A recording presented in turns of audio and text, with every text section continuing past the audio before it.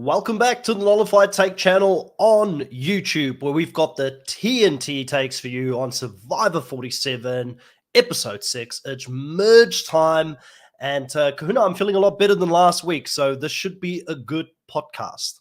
That's good to hear, man. I'm glad you're on the mend, feeling much better. How are you feeling about an episode after missing out last week? Is this the episode to come back to? Yeah, well, I think we did recap last week for Survivor. It was the week prior. I think we missed 1 week. Yeah, and then That's right. Yeah, we kind of missed out on, I think, a challenge episode a week before. It's been it's been interesting. There's been a lot going on. I know everybody's been really busy. We had Drew and Jake only do their recap today as well. So they had a very late recap compared to what they would normally do. Also, a lot of things going on in their personal life. That's the tough thing when you're a part-time podcaster. But don't feel sorry for us. We do this because we love it, right? But sometimes what comes with being a part-time podcaster, full-time worker, and having a lot of things going on, is sometimes, the schedule can get a little bit messy and you don't always go live when you intend to do so, Kahuna. Yeah, but, we try to get as much in as we can when we can, and I'm always grateful when we have the opportunity to talk about stuff, so, 100%. And I do like coming back to this episode. And I want to talk we've probably got to start with, obviously, Rome. Rome was a standout character of the season, someone that I've loved from the beginning to the end. And for me, the juice was worth the squeeze to see this episode, to see the downfall of Rome.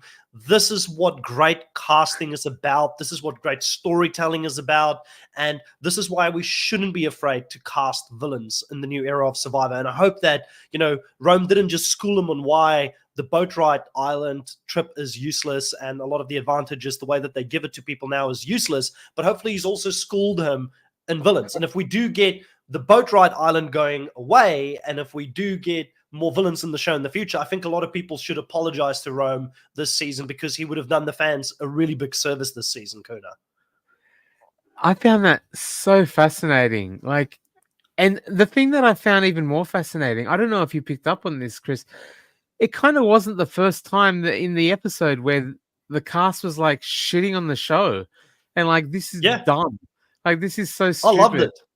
Like, even this cast actually called Jeff out to his face. I don't know if Rome won himself like any favors there. Like, usually that's a great moment, right? For TV, it's an amazing moment. The whole Jeff bit seemed where to eat it up. No, Jeff seemed to react really positive to it. At the same time, he's saying, Jeff, this is freaking stupid. And like, Jeff, yes, and it was insane to me. It was insane to me. Could I don't know, the reverse have happened here. They say you live long enough, if you're a hero, you live long enough to become the villain. What if New Era has lived long enough as a villain to become the hero of Survivor? And now the New Era players are going to be the savior of Survivor. They're finally going to sit out of doing the stupid twists. They're finally going to, tell Jeff where the game is flawed and why they don't really care to use the amulet, because it's useless when everybody knows about it. And Jeff can ignore the fans, but he can't ignore the people who are playing the game, right? Like, he can't ignore them. They're in the game. So he has to take lessons and take notes from someone like Rome, and to the point where he realized he was learning. He's going back to the drawing board. He's a student. He invited Rome to sit in the teacher desk while he was walking away and taking notes from the New Era villain, right? So this is what I'm saying. Like, is this a plot twist where Rome becomes the most valuable player of the New Era because potentially he gets Jeff to realize some of the flaws within production that we've been pointing out for so long? Look, if he can be, the villain that the villain that's death, makes everyone kind of stop and see that maybe we're all wrong along the way, the whole time. Maybe that's what maybe that'll be great. But man, I think there's a lot of fans that are going to listen to this podcast and get triggered by me saying that, because there were so many people who just love to see Rome go this episode. Looking at X, there's not a lot of fans for Rome on X, and to me, it's a sign that he really has come into his own. And I wanted to ask you one question. A lot of fans were very triggered by the fact that he got to sit on the Jeff seat. They said it was disrespectful to the show. Did you feel the same way, that it was disrespectful for Rome to have the opportunity to sit in Jeff's seat? Did people really say that? There were people that said that online. I looked at this on when I looked at all the comments and things on X, and I'm like, where are people coming from? This is a TV show. You know what? I got the vibe. I don't know if this is me like squinting or not, and looking at things, interpreting things the wrong way. But tell me if I'm off on this.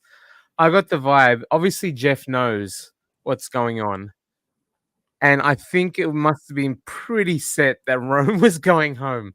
Like in everyone, like all the production. I think Jeff knew, and he played him a lot. He's like, I don't know if it was a matter of like. Who was the runner-up again? Runner-up of season 35. I can't even remember, of Survivor. It shows you how casual I've gotten. Chrissy Hofbeck. Who was Chrissy? Chrissy was the blonde lady, the older lady that was runner-up. A lot of people thought she should have won rather than Ben Drieberg in that season. Not me, for the record. I thought Ben deserved 35. I was thinking 45 in my head. I'm like, wait, wasn't it that the Caroline and Yami MC? Like, oh, okay. I was no, this is way back. You're about 10 seasons out. Yeah, okay. Gotcha. Okay, let's just quickly say hello to people here. There's a lot of people in the live this early in the morning. We've got Richard all the way from South Africa. Welcome back to the live. Gabe's back. Say, just be happy we had a normal vote. We are gonna talk about that because what a game-breaking twist Jeff introduced in this episode to Survivor, something unheard of. Really enjoyed it. We also have Mucky saying, I love New Era. That's why I podcasted. Mucky also says, Chris, Mucky, I'm going to watch New Era. Okay. I think that means that I kind of forced them into it. Jonathan says, this may be the first genuine fantastic episode of the New Era. I think I'm low on New Era a lot of the times, but I think there's been a couple of good episodes. Like we can all agree every now and again they get a pretty good episode out there. Gabe is saying the cast rebelled and just used amulets right away. I freaking loved it. I loved, and we probably haven't spoken about this enough. Victoria, welcome.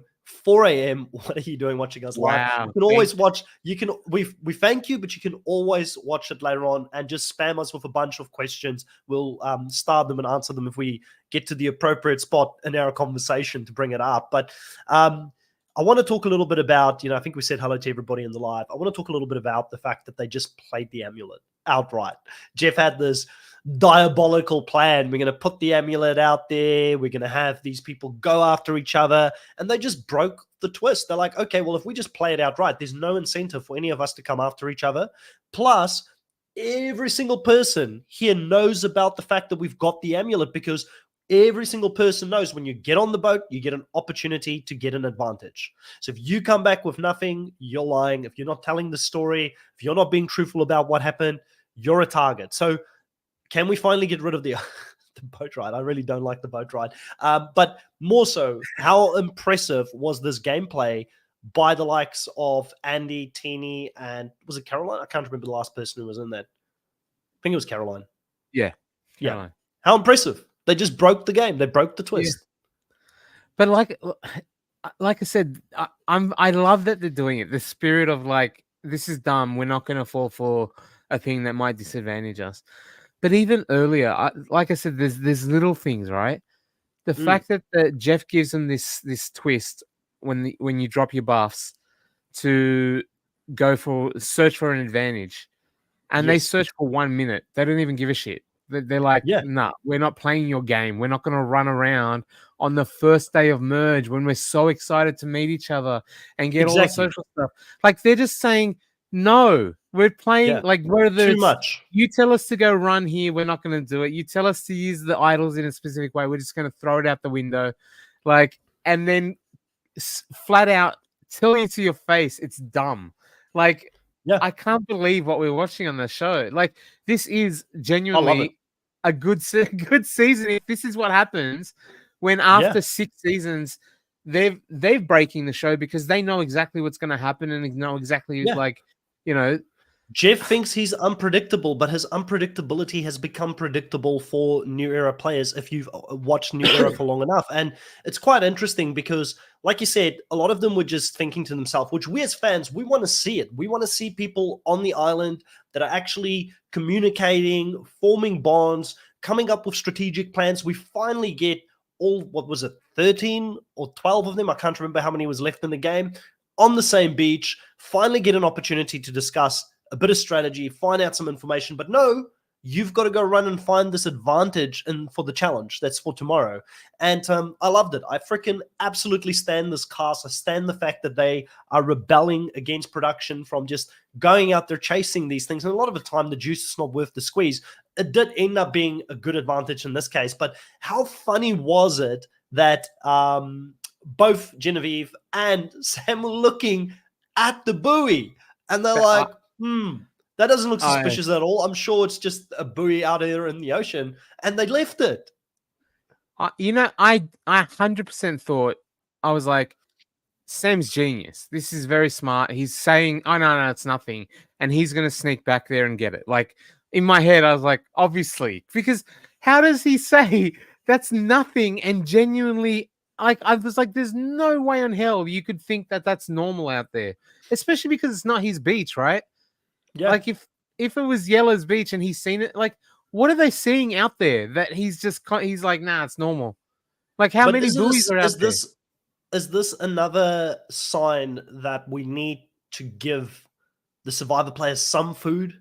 Like, or we shouldn't take their flint? Like maybe they were that tired that they just didn't give a crap, and they're like, it's effort, you know. Even Genevieve, when she even when she went to go get it, she was like, I know I'm going to waste my energy doing this before the challenge. I know I'm going to probably get wet. It's probably going to be nothing, but at least she got her ass up and she actually went to go do it.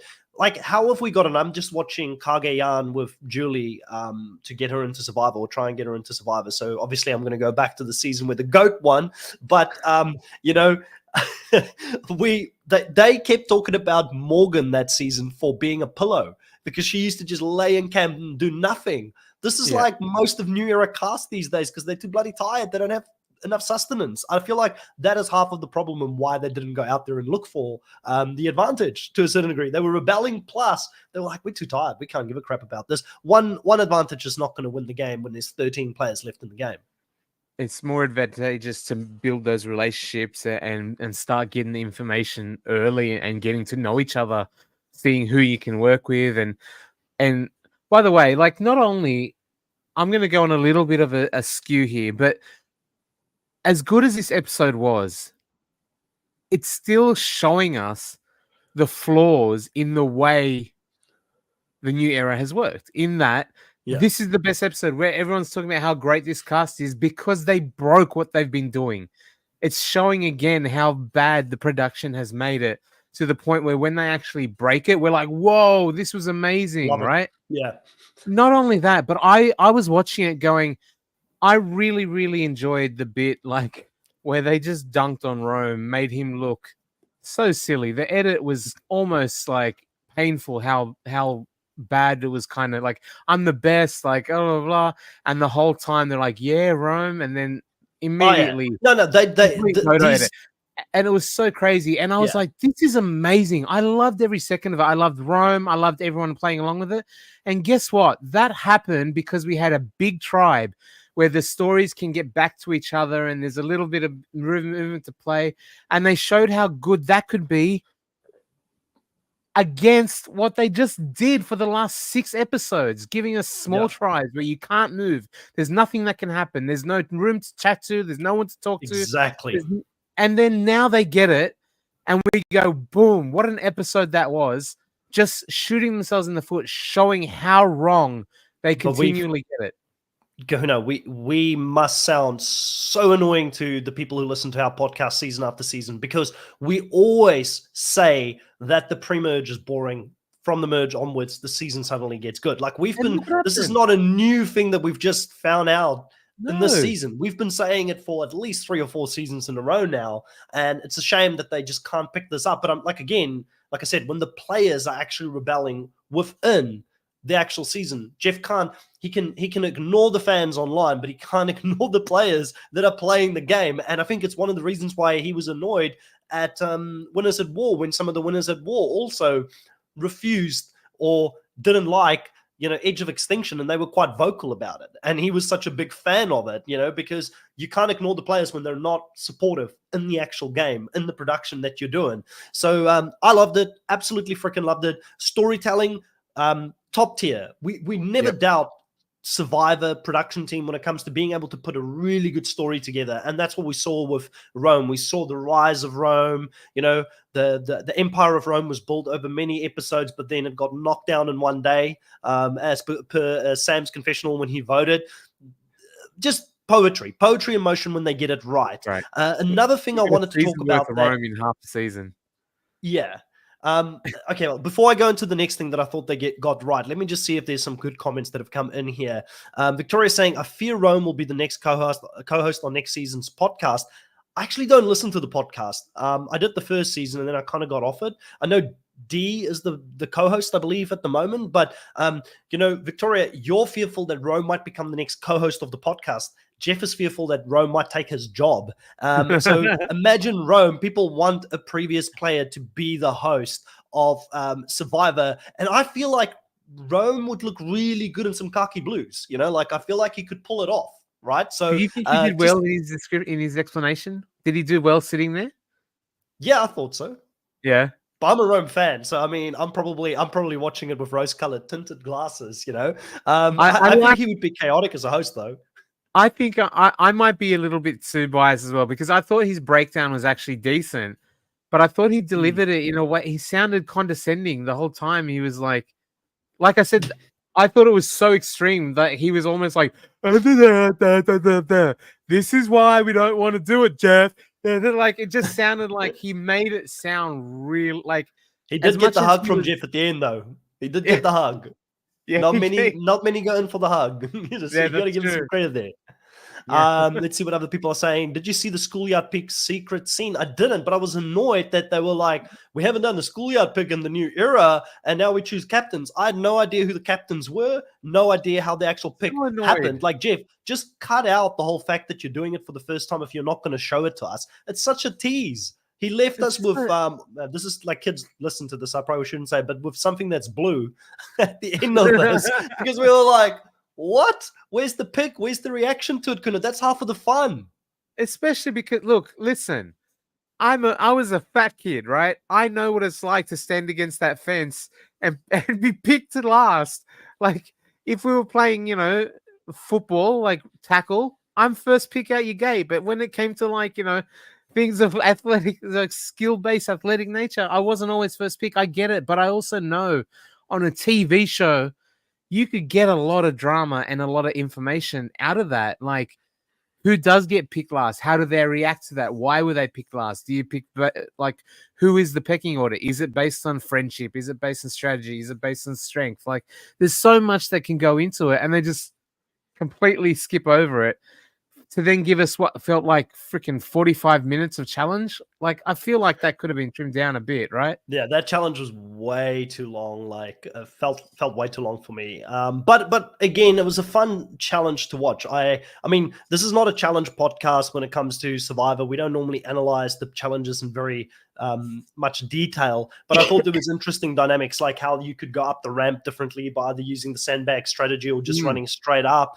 I thought they made a very interesting decision to choose both Gabe and Rome to end up doing the maze at the end, like both the worst choices in that time. How did they get to that, Kona? Do you think Rome just, like we've said, like if there's one thing about Rome, he just bulldozes his way into these key positions and he sucks at them. 1000%. He's done it so many times. Like, I feel like if I didn't know any better, it feels like he was throwing it. It's the worst possible way to do one of those mazes. I learned doing those things when you're like 6 years old. You get little, to learn hand-eye coordination. And this dude's like freaking just jerk. It's like calling to the semi-trailer truck. And then he had the nerve after this to say Sol was being mean to him because Sol wanted him to move. I'm like, the calling the kettle black. Like, how did he think that was going to work when he tried to shift the target of Soul? Oh, Soul's been mean to me this whole time. Like, listen, I love Rome as a character, but I was just like, where are you going with this, buddy? Like, you're believing your own hype right now. How about how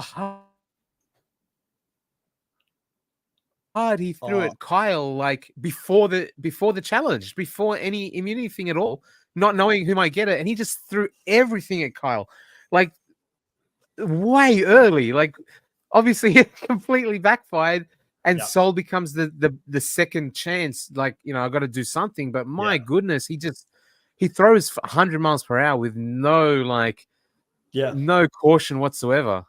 Yeah, he just Rome is that typical guy who wants to be a big player, big name, plays hard, and I think again it's just there's this lack of subtlety in his approach that's just not there, and his timing's off. Survivor's all about timing, and he did so much pre-merge to create distrust within his own tribe that really he just did not have any social capital going into this merge. The right thing for him would have been to lay low, let people kind of find their feet and hope that someone else becomes a big target and throws himself under the bus. But he didn't have the patience to be able to do it. Just like Mucky, like if he was ever to go play Survivor, he needed to make the big move and be vocal right at the merge, trying to throw Paul Kyle under the bus.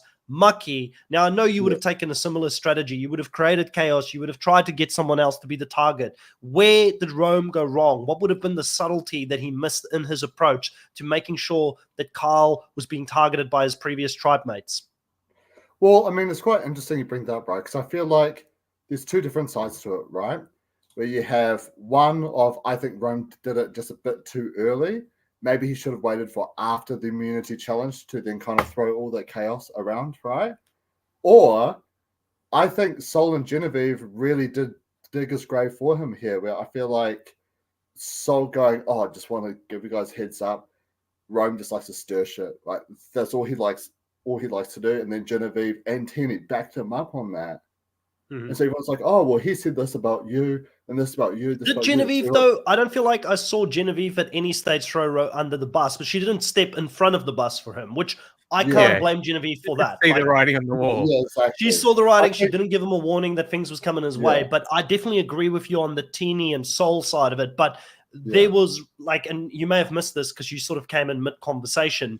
Rome did too much against Teeny and Soul, and there was no trust heading into the merge. The fact that he thought he could play with both of them, and clearly he didn't think he could play with Soul because he tried to throw Soul under the bus as soon as he could, and as soon as he knew that Kyle wasn't an option in the game for him anymore. But overall, just really, again, great character, big character, had a really good rise, really good fall on the season. It was a lot of fun to watch. Now, I know that, Mucky, you're someone that loves big twists in the game. And boy, oh boy, did Jeff cook up a big one for us here on this season. The players couldn't believe that half of them won't be safe at the merge and that this was not going to be a team immunity or a team fight to get into the merge. It is going to be an individual game. Only one person would be immune at this stage in the game. What a groundbreaking move. Like, some may say it was very Survivor-like of Jeff to have this game-changing mechanic. And how shocked were you that the New Era players were shocked by this? Well, I guess Rock Island isn't looking that bad now, eh? It's we're really scraping the bottom of the pot for grand, big new twists. But as like I said in some of the videos I sent you guys, why did you have to go hoop after hoop? Just make it a normal merge. It was literally the exact same as a normal merge, right? Except they weren't wearing any buffs, right? And it's like, but first you got to compete in a challenge to win some food. And then those people will compete in a challenge to wear the Batman necklace. But those who don't, win that challenge don't get any food. It's like, okay, cool. So it was essentially a regular merge episode, but six people just didn't have a munch. I reckon Rome says he made the merge. Yeah, he made. Yeah, well, he did. Yeah, he did kind of make the merge. He just didn't make. It is the merge. Like, what else can you call it? I mean, I've never really understood the half of you win immunity, but other half of you don't. Because I think there was one season where only like just one half had like actually went to tribal and voted. The other half like just like sat back and chilled or something like that. And then you also have the hourglass and stuff like that. It's like, do you know what's also like really good? It's just a regular merge episode. Look at this episode. You get what I mean? Yeah. Like it was great. And it was just a downfall of one guy. Merge. Yeah, old school merge. Like every single merge episode is always really good one way or another, right? But if you throw in all these too many different like complicated twists and stuff like that, like I don't know, I just don't understand it. I'm with you. I totally agree. This was just good old Survivor is what we saw this episode. And we spoke about it before you jumped on. You may have heard us when you were in the live. But it was also great to see a lot of the players just give a big middle finger to production and not go and search for the advantage and actually socialize like what you should be doing at a merge, getting to know people, strategizing, getting your ducks in a row for what the next couple of moves should be like. But I absolutely thought this was a big W for production, going back to old school Survivor, having it be a full-on merge episode where only one person was going to be safe, because by having half of the tribe safe, I feel like you get less scramble. I feel like you get less strategy. I feel like the episode falls flat more often than not. And in this case, it did deliver because immediately they needed to find a common enemy. And we did find out a lot, I feel like, about tribal dynamics as well. And I will get into that in a second. I just want to read a couple more of the comments here in the live because we are falling behind a little bit. Richard is saying Genevieve needs to win the season. Amen, brother. I do like Genevieve as well. My money is not on her to win the season, though. I've got a very sneaky suspicion I know who's going to win, but normally I don't know if I should give the kiss of death to anybody because I've been wrong. The only person I've been right on in the new era was Gabler. I feel like I was wrong on most people, but myself and Jake picked Gabler pretty early. Who's got the spider senses this season then? Sam. I think Sam's winning this season. Yeah. Big edit, big strategist. No one's looking at him at the moment. And I think you not worried about how everyone was doing him and Sierra a couple thing? I think Sierra will fall before him. I think Sierra would fall before him. I think she could be somebody that gets sniped. I mean, if Sam sits next to Andy in the final, which I can very easily see happen, him and Andy being in a final 2 or final 3, that's already one person who's not going to win over him, right? So then you've only got to get one other person. But I thought the subtlety of him not playing his idol last episode, which we didn't talk about, I think, in the recap, was actually, again, a sign of a very good Survivor player. He's showing the patience that Rome, I don't think, would have been able to show. Rome would have wanted to go for the big splashy move, play the idol on Andy, make it look good because he's all about being a showman. I think Sam's less about being a showman, but more about timing, playing the idol at the right time. So he's the person I would say, but not wanting to go too far down that conversation because we just want to read a couple more comments here, get some people's comments up. We've got Victoria saying Rome got caught up in pot stirring lies to everyone. Totally agree with that. Charlie's on this season. Charlie's from last season. He's the Taylor Swift guy, I should say, the fan, right? Yeah, he's the guy. Brendan says, "Where are the other 2 lesser podcasters?" Well, one of them's just shown up. Yeah, the part-time. Like Kahuna and I are part-time podcasters, but then Mucky and Tom are part-time podcasters. But I feel like Mucky's never really missed one yet. You may be a little bit late because of work, but at least you show up. Where's Tom? Where's Tomac? We haven't had him on for weeks. I reckon you need to give him the sack. He doesn't watch it. Yeah, I reckon it's because Genevieve is like dominating, and he just can't handle the fact that there's a strong independent female this season that is doing well, and he just can't face up to it. I reckon that's it. Gabe saying Rome became unreliable, plus why stick neck out for player hanging themselves so much? Totally agree. It was basically a reward with entry into the immunity challenge. And we've kind of danced around the whole thing, and we spoke about how crazy it was that they didn't go immediately for it. But Mucky, do you think that this advantage was worth it? Was it a good advantage for Genevieve to get? Do you think it was an actual advantage?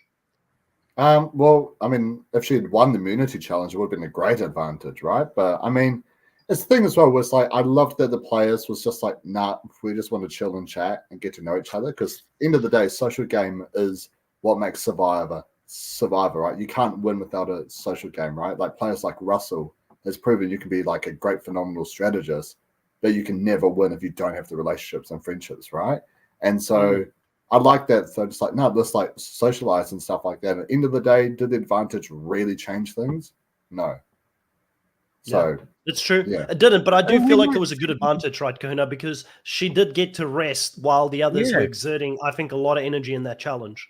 We could see the long tail effect of it here, because not only did she chill in that bit, like she literally just stood there for like however long it was holding the batleth or whatever, the ball, and she got to eat, she got to source up energy, all that, while not exerting herself at all. So it could have a little bit of long-term advantage and benefit anyway. It certainly was a good advantage and gave her a better shot at winning that, even though she didn't win. It gave her a much better shot than if she hadn't, if she had gone through the entire obstacle course, that's for sure. Yeah. Now, a lot of people were wondering who done it with Sue's idol this episode, but Victoria's mind was on who got the eggs from the previous episode instead. Now, I know Mucky was on Egg Watch, Chicken Watch from the previous episode. Do you feel like this is the biggest mystery of Survivor 47? The fact that they negotiated all these eggs, which was a good stack of eggs that they would have had until probably endgame? Or do you think that Team Yellow just ate as many of those suckers as they could prior to the merge? It would be really funny if they just left the eggs there. I reckon that would have been really funny. Like they just left the eggs at the Yellow Tribe, and then next season they come along. What are all these rotten eggs doing out of shelter? Andy was responsible for bringing the eggs, and he lost it like he did with his die. He tipped over. He sat on them. I love this question, Victoria. This was a great question. I did not even think of the eggs. My mind was not on it at all. Brendan saying it wasn't a regular merge episode. It was new era merge episode with extra steps. Insert Ricky and Morty meme. I don't watch Ricky and Morty, so someone will have to explain that to me if you do. Morty. Come on, Morty. Gee, Rick. Gabe saying, Mucky, who are you giving the kiss of death for next week? Who do you think is out next week? Well, you said you called the kiss of death. Let's not forget, in Times vs. Rebels, I said Eileen and Jaden were going to win it, and they went out back-to-back. Then I said Alex was going to take it, and he was the first one out. So who's winning it then? Who's winning it according to you? You know what? I'm going to give it to Sue. I'm going to give it to Sue. I can see that. Wow. We're finally going to see Sue's big move this season. It's such a lucky kick, man. Holy shit, that you would pick the absolute worst liar in the game. Yeah, well, that's why she's going to win, right? Because, she can't tell a lie. Oh, poor Sue. No, you're just a darling, aren't you? And then... That's a bit brutal. Brendan coming and saying Mucky giving a kiss of death to a contestant is the only action he'll get.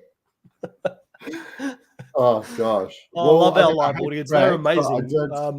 I did meet... By the way, everybody, if you're not a fan of Australian Survivor memes yet, you should go check out Brendan's channel on Instagram called Australian Memes. Like, this kind of humor and content is all over his channel consistently. So go check it out. Go give it a follow on Instagram, Australian Survivor Memes. Or if you're like me, you just don't follow it at all. He actually blocked me. Listen, I understand. I'm not joking. The amount of voice notes. No. I'm not even joking though. Dead serious. He had one of my Instagram accounts blocked, like 2017 to like sometime this year. It's like, why did I block you? It's like, why did you block me? What have I done? But yeah, you must have sent him too many long voice notes that he needed to listen to that are like podcast movie voice notes, and he's like, listening to you once a week on the Nullified Take channel is all I can take. I don't want that in my personal DMs afterwards. Even before I became a podcaster, he's like, no, I need to block this guy in advance just in case.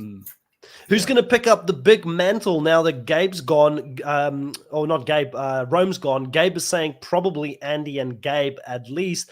Any predictions for next week about the double tribal council? No predictions at this stage, to be honest. I have just watched the episode a couple of hours ago. I didn't even know it's the double tribal council. That's how crazy behind I was. I had to ignore all socials, and I actually did ignore all socials, and I didn't know what was going on. Spoke to Coach Drew earlier today before he did his live, and I said, don't tell me anything about Survivor, but what's happening on your side? And he gave me an update, which was good. He didn't spoil it for me either.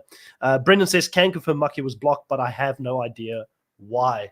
Must be one of your moderators, Brendan, that did that. I'm sure a big Instagram channel like yourself probably have plenty of moderators that probably did the dirty work for you when they saw Mucky starting to get a little bit too rowdy in the comment sections for your Australian Survivor memes Instagram page. But I want to talk, guys, about we spoke about some of the things about production and we don't like, and the fact that a lot of the new school survivors are now actually pointing it out and they're schooling Jeff, and Jeff is finally listening because he can't escape it. But let's talk about something that was really good. We liked the first time they did the whole blood idol challenge advantage thing, and when Drea had to get it, I don't even know if both of you watched that season, but Drea was the first one to find one where her hands were basically full of dye or full of red, and this time they did it again and they brought it back. I thought it was a fun twist that time. Again, this time it's playing out really well with people going on this hunt, seeing all the blood spatters or the paint spatters. They finally find the evidence that Sue tried to hide so close to the well, which was hilarious to see. And Sue thinking that she's going to get away with this, how she thought she was going to get away with this with both Caroline and Tiana, who've caught her literally red-handed at the well, is beyond me. But I feel like this is one of those things, Kahuna, again, where production have done, like, let's give them credit when they do have some fun ideas. I thought this was, again, a big W for production this episode with the way that this is sort of playing out. They don't actually know who have it, most of them at least, but this was fun to see them kind of be confused around like what's going on. This is like a whodunit scene. I had some fun with it. I thought it was a fun moment. I thought it was really good. I thought it like I'm sure like production must have been just doing that thing, like doing a thing with it at the same time, licking their lips and just being so happy, but also at the same time scratching their heads completely going, I don't understand. It's great for the TV show, but I do not understand how Sue goes, hey, there are other tribes coming over. That means they're going to go through our bags. So I better wash my idol because I don't want them to find it messy. Yeah. It'll be okay if they find my idol clean, but I don't want them to find it with red paint. Like, I do not. I don't know if she thought that it would be easier for them to look through the bag or find red paint. Like, I don't know what her thinking was. I don't understand at all. Like, it's probably the same thinking she has when she tells people she's 46. Yeah, that's the. This is the biggest lie of all. Not covering anything up, but the fact that she's still trying to say she's 45. Holy crap! This is the most egregious thing since Johnny Fairplay. Did Sol believe her? He looked like he bought it. Sol did not freaking buy that because Sol had to point out that he was 42. And he was like, he didn't say it with words, but with his eyes, he was like, bitch, I'm 42. You're not 45. There's no way. It's crazy. But I can't understand why she's trying to think she's going to get away with it, and even why it matters. Yes, Mucky? Or something else I did want to point out, right? Because there's another good thing production had done this episode, right? Another good thing, Tell right? us. Enlighten us. It's the storytelling of this episode. We've got this grand big downfall of here's Rome causing chaos and stuff, and here's his downfall, why he's getting voted out. We saw all the confessionals was like, hey, y'all, everyone's on Sol and stuff. It's done. He's so cocky, he's so confident. And we see his demise, and it feels like almost, I mean, I was a bit sad because I love Rome, so sad for him to go, but you still had that satisfying feeling within you, right? That, like the good guys took out the big bad wolf kind of thing, right? And that's something I think Neuro Survivor has been missing a lot, is storytelling of episodes. That's why Australian Survivor does really, really well. You have your main characters, your underdogs, your top dogs. Sometimes you care. Underdogs beat. Yeah, exactly. Like, it makes you care about the contestants, right? And I felt like there's this a lot of time, contestants in Australian Yeah. Survivor. You care about them quicker, and Yeah. you care about them going home, right? Where Yeah, a lot of the exactly. times in New Age is like, okay, Yeah, they're going exactly. home. But they Cool. did a really good job this episode. Like, I totally agree. I think we pointed it out a little feel bit like earlier that between us. also the fall of Rome came pretty much at the hands of Soul.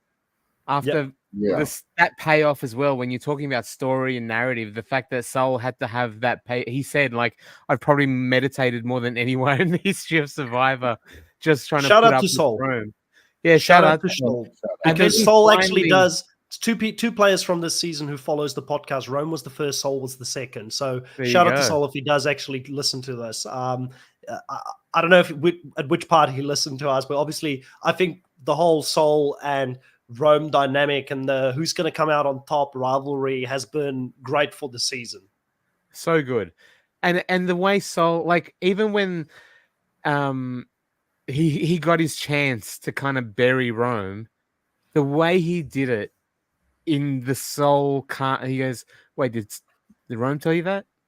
No. This is what Rome does. Yeah. He's just so. Whereas, like, if it was me, I'd be like, oh, no, like, I would have been like, no, it's don't like.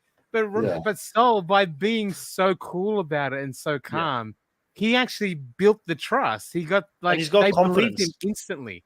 He brought so much gravity and so much credibility to just going, wait, did Rome say that? No, this is what Rome does. Like, he's just so cool about it, and he gets to be the final dagger after as well. By the way, we forgot to mention the Kyle thing too. Yeah, like just going, fuck Rome. Like that was after all of that. After like and like Soul gets to just bury him and be the final thing that was the whole way through. The person that's given him so much trouble. And then he again tried to turn on Soul again. It's perfect writing. You couldn't write it better. Yeah. Well done to Kyle as well this episode. Someone that looks like a country boy, doesn't look like someone that can probably play survival. That, well, obviously winning the immunity at a time where he needed it, didn't have a vote in the game, so he needed that safety. But more so when he was caught red-handed, he kind of used the image that he had to lie himself out of it, because it sounded like he did say all these things, but he was like, no, it wasn't me. I'm just a good old country boy. You guys know I play a straight game. And I think that was some good gameplay from someone that we haven't seen a lot of, and we haven't really gotten to hear his strategy and his thoughts on the game. So really a big shout out. Now, another reason that I wanted to bring up Sam again as the person that I'm looking at the moment, and I just feel like gameplay wise, he's got it. Some people have there's levels to this thing. There are certain people who've got it. When they were at the reward and they're all sitting there and they have to talk about the target being Rome, they throw out Andy's name as a second choice, which clearly isn't something Sam wants to do. I 100% believe he wants to take Andy as deep as he can into the game, possibly sit next to Andy in the game, because he's a couple of steps ahead of Andy at this moment, even though Andy, similar to Rome, believes that he has been the one that's been in charge of the strategy in the Yellow Tribe, and that he was the one who voted out Annika. He even took a lot of joy in that at Tribal Council, saying he really enjoyed that blindside. Sam being willing to offer up Andy in that moment and not making the Survivor rookie move of saying, no, Andy's not an option, let's go someone else, which we've seen literally a season ago when people were protecting certain individuals too much in the game. It throws you under the bus. So again, I just feel like Sam's got a lot of subtlety to his game. He's got these little touches where he's like, I need to give them a little bit now for us to be able to get Rome out and for me not to be suspicious. But Andy's not the long-term move. I don't see Andy going in the next episode. So I do want to give a shout out again there to Sam for that gameplay, Mucky. Yeah, no, like Sam is playing really, really well. Like, I think is someone that no one's really looking at too much going. Like, I think everyone knows that Sam's saying he's an active player, but they're not seeing him as like this humongous threat. But then again, all eyes were on Rome, right? Because he was causing so much chaos and stuff. So now you have that distraction away. Yeah. Like, should they have kept him? Should they have kept him? Last season, they kept the chaos in the game. They kept someone that was very chaotic in the game so that they could always blindside other players. This season, we're seeing a very different strategy. Is it always good to get the chaotic player out of the game, or should you keep the chaotic player so that you can hide behind them and maybe blindside other players that are more strategically threats going into the end game to actually win the game? Would have the right move not have been to go after someone like a Sam or someone of that level where they're clearly a threat in the game? I feel like maybe this was a missed opportunity and that the level of gameplay here, they're missing a couple of steps. I know you didn't watch last season, but last season they masterfully kept the chaotic player in the game so that they could keep on blindsiding other players. Well, I mean, it's an interesting thing, right? Because there are many different kinds of threats, right? We've someone like Rome, where let's not forget in the first 2 tribals he went to, he like played like a one-time idol and flipped a majority alliance on each other, and then he flipped on that alliance yet again with a stealer vote and completely splintered the whole thing, right? And that was in 2 days, right? And so it's like, yes, while Rome is a very massive distraction, he's also a threat in terms of if he wants to pull you apart, like he's done it. You get what I mean? He's done it before. And so it's like if you're like Sol and Tini, for example, you want Rome out because you know what he can do. If you're like Sam and Sarah, maybe you can try use Rome. But if you're hearing all these stories about a guy who literally pulled apart a majority alliance in 2 tribals, like, I mean, you kind of got to get rid of that, right? I disagree. Do you disagree? Yeah, in context now, I see what you're saying, like, but I do think looking at the game where it is today, I think Rome was so toothless. He was throwing everything he could, and not one person was buying. No one was biting. Nothing. Like they did not give him any like at all. He couldn't. I don't think he could pull his weight. Even Genevieve, who was his closest alliance, was just like, I can't. Like, there's literally nothing I could do. So with that in mind, I do think he was pretty like useless as far as like he's not threatening in the slightest. I think he was kind of the sacrificial vote because when you get to merge, he'd already pissed some people off. Carl was obviously very fired up. Sol's more than happy to let him go. And at this point, when it's merged, you're still finding your footing. It's the first vote. Why not have an easy kind of almost consensus kind of vote because there's no one really else standing out. But I do think he's not threat. I would have tried to drag him along as far as I could because he wasn't doing much at all in this game. I agree. I think the only danger that someone like Rome poses to give a little bit of sort of, I guess, assistance to Maki's argument. But I agree. I'm leaning more towards you, Kuna, in regards to you could use that agent of chaos as something that you can blindside around. But the only difference between him and Q from last season, who I'm referring to as someone that they used in the game so they can make big moves, is Q never really found an idol from memory. But Rome has been shown as someone that can find advantages, which brings... he did find it at the end. He got blindsided with one in his pocket. But throughout the early stages, he didn't have the same reputation as Rome had as someone that could find tools in the game to use it to create some big moves. So I think that's probably the only thing, but I would lean 70-30 towards your way, Kuna, and saying I think you could have used them, taken them a little bit deeper in the game. Want to say hello to one of our loyal listeners of the Nullified Take channel, Ellen, welcome back to the live. She says, hey guys, not following the season of US Survivor, but wanted to pop into the chat to say hi. I need my TNT fix. Ellen, this has been a bit like it's hard. Like if you don't like New Era, this has been a better season of New Era. I do feel like there's been some good characters this season. There's been some interesting moves being played. And the most fun is seeing the players rebel against production, which happened like this episode, where they just refused to do some of the things production wanted them to do. But we'd love to have you back, whenever you're ready to come back and listen to TNT and follow any of the seasons. Gabe is saying the preview showed online Sol threw Sam under the bus to Andy, saying Garda sacrificed him as a backup. Interesting, because Andy did ask Sam afterwards, was I the backup? And Sam said, no, I didn't know. Or he said, I don't know, at the tribal council. So that's going to be interesting. But I think Sam has I do think they enough. The thing you mentioned, the subtle play from Sam that was so good to not actually play his idol. The fact that they actually put that in the edit, I feel like was a a little bit of a forewarning kind of thing that something might come of that. Yeah, maybe. Because what may come of that is that Sam could use it now as a tool in the game, which is what it sounds like he might do. So something where he could fake having an idol, or, that people don't vote for him, or he could even plant it and give it to someone. Imagine him being like, Andy, I got an idol. I'll just give it to you for trust or something. I don't know. Like there's things you could do. It's probably bad if Andy does end up playing it and it doesn't work.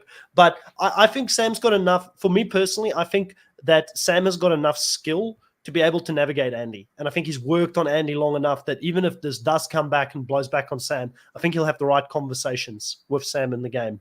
Gabe is saying, I think Andy's going to screw over his entire original tribe now. I don't know. I really feel like Sam can bring him back in. Maybe I'm wrong. We'll see. Brendan saying, fairly certain there was a hidden scene where the Aussie doctor did a confessional and said Rome had a really bad case of big movitis. Sounds accurate to me. Gabe is saying, if Rome survived, he would have become the mucky of the group, like this podcast. Oh man, shots fired. You know what? It's because Tom's not here, mucky. So Gabe needs a new punching bag, and you're it. Well, I haven't been sexist. I haven't been anything. I don't know why Gabe's coming after me. Like I thought we're homies, Gabe. What happened? Thought you were amigos, if I could replicate the face that Caroline did when Rome was giving his sad story, I would, for that specific story there, Mucky. But I'm not as good of an actor or actress as Caroline is when she had that. She was being sincere. I feel like she actually bought what Rome was selling, which was kind of funny to see. I thought so too. And then the edit just completely, I was like, that was pretty funny. Good job, edit. Like that. Yeah, her sounds and everything was on the beat of the music. Yeah, it was really well done.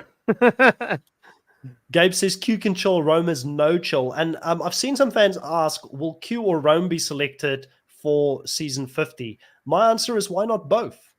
But if I had, but if you had only one of them, I would say Q is the better choice, because I feel like Rome would be disadvantaged by not having been able to go out there and socialize for season 50. Plus, I do think Rome going back, Mucky, is going to be to me, he seems like a pre-merge boot. He's someone that you're going to get rid of very early on if he does come back.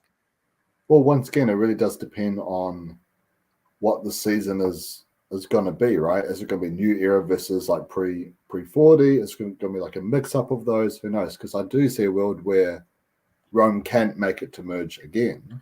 But yeah, it just really does depend on the cast and I guess what the whole idea of the season is going to be, if that makes sense. It's go all chaos. Yeah. It's just Q, Rome, Banu, Caroline, just all the crazy characters in one season. You lost me at Banu. If Banu comes back, I am not watching season 50. You guys are doing this podcast Andy's alone. The Banu. Andy's Banu remix. Yeah, Andy's better than Banu. Banu did not stop crying for 5 episodes. Andy's cried for 1 episode. Let's not compare the two. I cannot see Banu. I am not one of the million hearts that he stole. Okay, I'm not one of the Banu hearts. It's not here. Ellen is saying, not going to lie, US Survivor doesn't really interest me as much as Australian Survivor. Maybe it's because we get 24 episodes in Australian Survivor versus the 12 here in the US. Ellen, were you a fan of Survivor US before? And when you started watching Australian Survivor, did that take you away from being a Survivor US fan? Because again, a lot of people say US Survivor is going strong, and the only reason that the ratings are down is because a lot of people watch it online at a later stage, like I did. But I do think that there's definitely signs that some people have gotten tired of New Era and have moved away, or are on the verge of should I watch, shouldn't I watch? Coming into this season, I wasn't as excited about 47 starting as I've been about previous Survivor seasons. I don't get that same excitement. Look at me. I only watched Survivor before this podcast. I remember a time when Survivor came out that same night. I had to watch the episode. As soon as I got home, I had to watch it. I get that excitement still from the challenge. The challenge gives me that excitement. Kahuna knows this. We talk about it where I'm I need to watch the new episode. Got to talk about it immediately. Survivor doesn't do that for me at this point. I can see certain things that I enjoy within it, but is it my favorite US show right now? Definitely not. The challenge is better than Survivor, unfortunately for me. And then I would say Australian Survivor definitely has taken, for me as well, is now the premier show when it comes to Survivor. Well, something I just want to bring up, because as someone who has fallen out of American Survivor since the new era, it's two main things. It's production and also casting as well, right? Because something we've seen in Australian Survivor is that they nail both of them, right? In American Survivor, they flunked both of them, right? I hardly remember anyone since the new era. Do you get what I mean? And it's like a lot of the casting, yes, it's super duper fans, but they don't do anything, because the smart move is not to do something, right? And whereas Australian Survivor, they get more casuals play the game. Even players like Ferris and stuff, he hadn't seen many seasons of the show before. Kirby hadn't seen a single episode.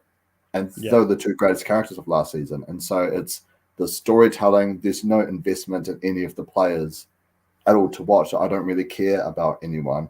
Rome was the only guy who actually liked the season, and it was simply because he was just causing chaos. And it's like, hey, I like this guy. He's actually doing something. You get what I mean? And it's like, I like Sol because he got that moment of finally getting Rome out and stuff. But I'll put money on it. Sorry, Sol, if you're listening to this, and I would love to be wrong about this. Would love to be wrong about this, right? But I feel like Sol's going to disappear into the background now that Rome's gone. He's not going to be a big character. Like, he kind of needed his Rome moment. He's obviously a good dude. Like, he's the kind of dude you want to be best friends with. Don't know if he's going to be riveting TV from now until the end of the season. Is he going far? I reckon it goes far. I think he's got a couple of rounds still in him. I see him going pretty deep.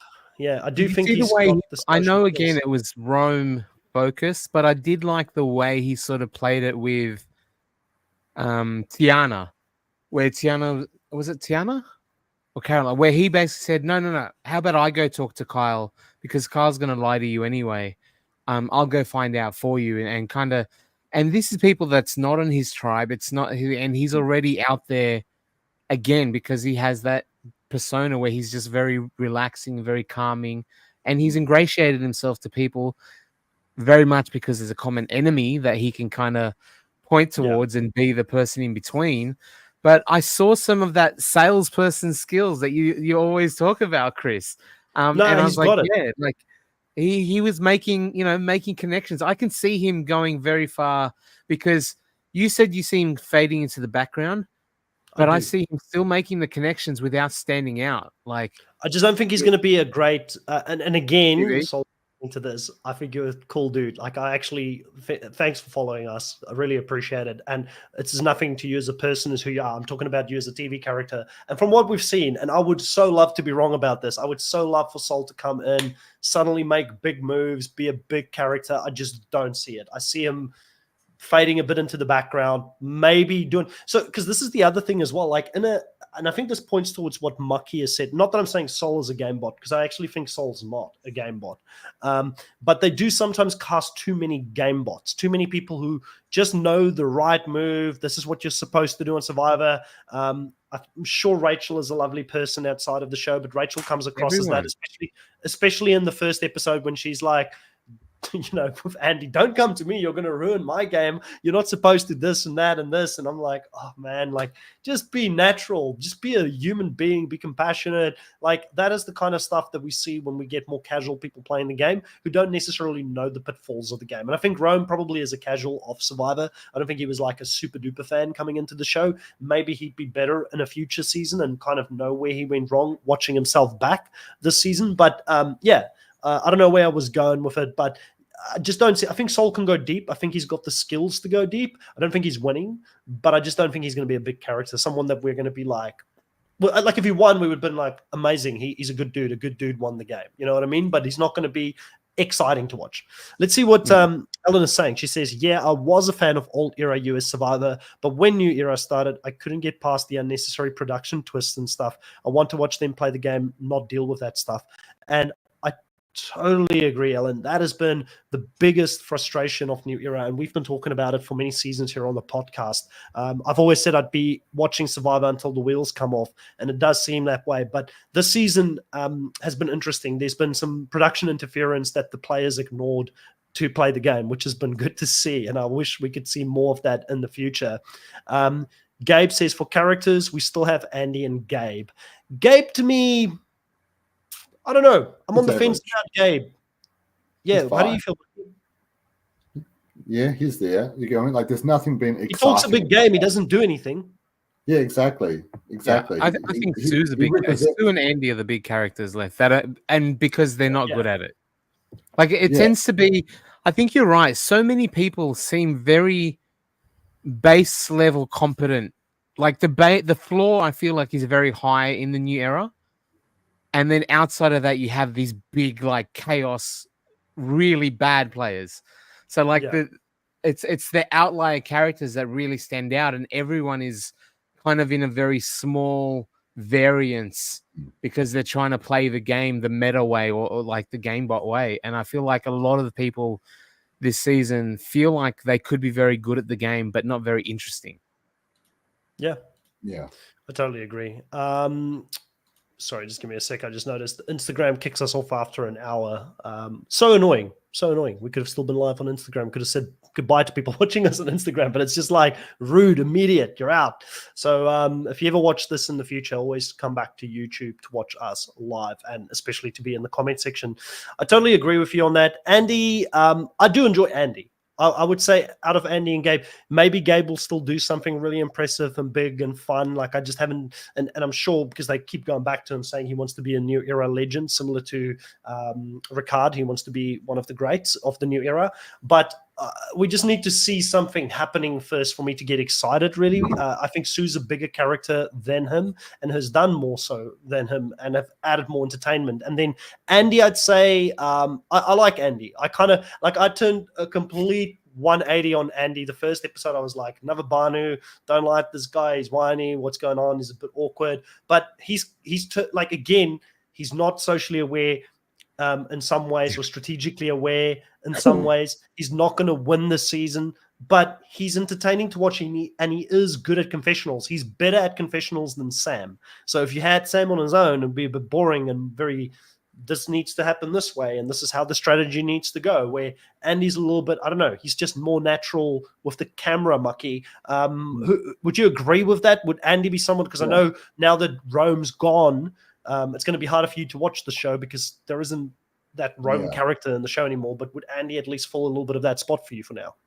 Yeah, well, just before I do get to that, I actually wrote that down. I forgot to bring it up, how Gabe wants to be the Mount Rushmore of the new era. And he said, and to do that, you got to make a merge.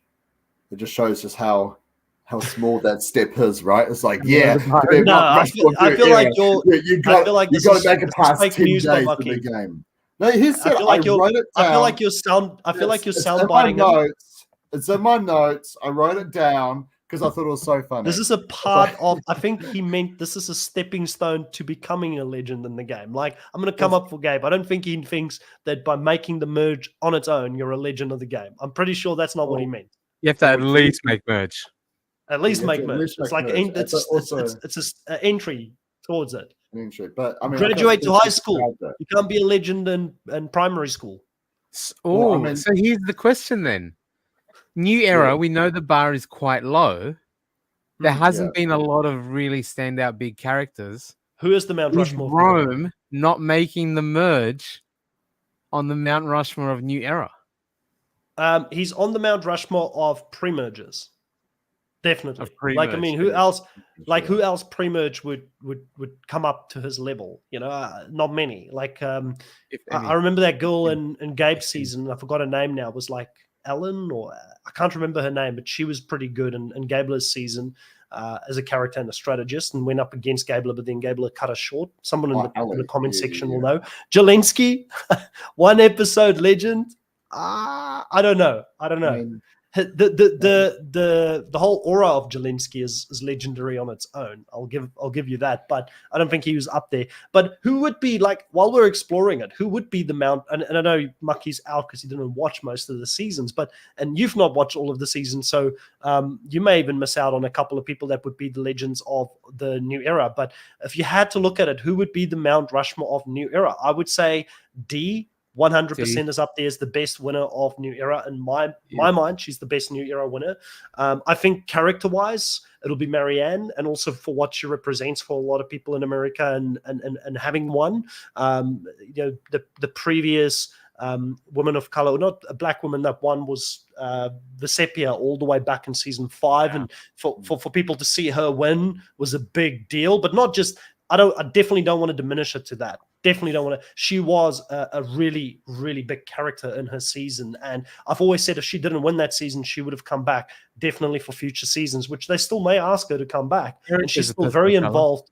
She's also still very involved in the actual Survivor fandom world and podcasting and things like that. So I would definitely put Marianne and Dee on that Mount Rushmore. And then it gets hard. Then it gets really hard. Like, do you go with only winners? I would say Carolyn. Yeah, I would put Carolyn. Probably Carolyn from character standpoints up there. Yeah, Carolyn could be up there. And yeah, again, like some people may put Yam Yam in there. I would put potentially Gabler in there, which would be Ricard's not. Ricard's a self. He made himself a legend. And that just turns me off. Like, I'm like, you can't be the one to choose that you're a legend. The fans choose who the legends are. Okay, this is not how this thing works. Okay, but yeah, some people are saying Sean potentially is up there. No. Get out. I don't know if Sean's a big character, but is she Mount Rushmore? We're talking Marianne. I mean, that's a big drop. Marianne, who's won. We're talking Dee, who's won, who's probably the best winner. We're talking Caroline. That's 3 women right off the rip. Like, this is what happens when you don't have Tom on the podcast. You may get like a 4 female on the Mount Rushmore. Let's put Cody in there. I feel like Cody helped start. I wouldn't go Cody. Hear me out. I would go Jesse over Cody. No, Jesse's rubbish. Anyway, so Cody, right? He started the trend for casting like characters on the show who don't know much Survivor, right? So you get Cody, this rise in life guy. Everyone loves him. He made that idol out of like a hat. How cool was that? No one else would have thought to do it, right? Because they're too busy trying to study past voting records and stuff. And then so I'd put Cody, and then I feel like Jesse was the brains of that operation. It was like it was a classic Stephen Fishback and TJ combo with him being like TJ and Jesse being Fishback, but in this case, Fishback outsmarted TJ before the end, and then just got clipped short before winning the show. But I don't know. It's an interesting conversation, and maybe something we should explore in the off season. Sincere saying Dee, Caroline, Jesse, and maybe Omar, 2 guys and 2 girls. Interesting, not Marianne on that one there. I feel like Marianne should be on the Mount Rushmore personally. I'm okay with Dee, Caroline, and Marianne being on there. I just am unsure who the 4th person would be.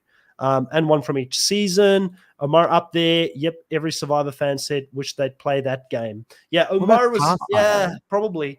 You probably put Omar up there, and that probably knocks Marianne out because they were from the same season. So I can see where Sincere's coming. What about Jonathan? It's who? Jonathan. I like Jonathan. A lot of fans didn't like Jonathan in the season. Like he was a 50-50 character for a lot of people. I don't know why. I liked him, but the thing with Jonathan is he was supposed to be the big physical guy that was going to dominate at the merge with all the immunities, and then ended up only winning 2 and getting beaten by a lot of them. So I feel like he fell short on his potential, but I definitely want to see Jonathan come back. Like if in fact, we have never done a season 50 Dreamcast. We'll do something in the off season here on the Nullified Take channel. We do a Dreamcast and we do an official battle of who is the Mount Rushmore for New Era Survivor pre-season 50, because it'll be interesting to do one pre-season 50 and then to do one after season 50 when we've seen a lot of these players come back, and maybe that will change some of our estimations, because it's hard when you're choosing a Mount Rushmore with players that have only played the game once, and that is the whole New Era. We've only seen players play the game once, right? But I kind of think that's it for this episode. We've spoken about everything that I wanted to get into. We've had a great live audience here tonight as well, or this morning, wherever you're watching us. Thank you so much for jumping on. If you're a fan of this channel, we try to keep it real. We try to talk about the good, the bad, the ugly, everything here on this podcast, and we love to hear everybody's opinion. So, if you disagree or agree with us, let us know in the comment section. I do read all of the comments, and I try and get back to as many people as I can. So please go and let us know what were your thoughts on this episode. For now, we are going to call it a night, though, and we'll catch you next time. So grab your torches, head back to camp. We'll catch you guys next time. Bye.